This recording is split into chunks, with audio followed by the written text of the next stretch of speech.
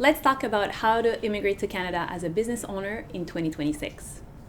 My name is Rita Benkhalti and I am the immigration consultant at North Horizon Immigration. Many foreign investors come to Canada to start a business or purchase a business with a work permit as investors or as intra-company transferees when they have a business back home that they're going to expand in Canada. There used to be a more or less clear path to permanent residency for these work permit holders.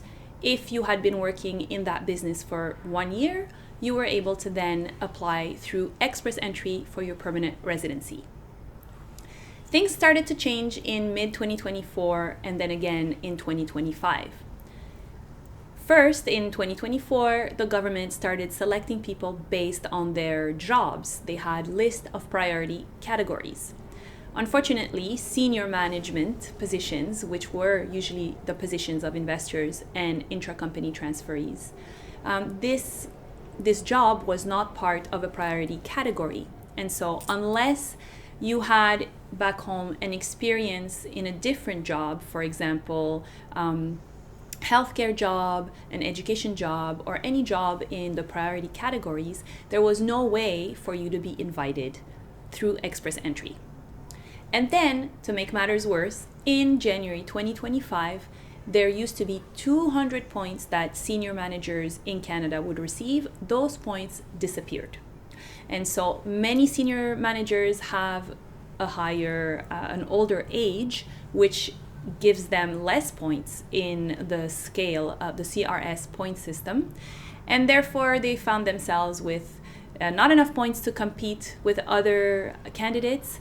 And in addition, senior managements were not being selected as a priority category. And so it was very difficult for a person with their own business in Canada to become permanent resident.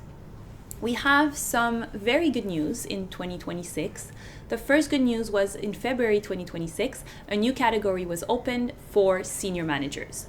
So if your NOC code, which is the code that is assigned to your work permit, if in your work permit your NOC code is senior manager, then now you can be selected in express entry if you have 12 months of work experience in your business in Canada as a senior manager.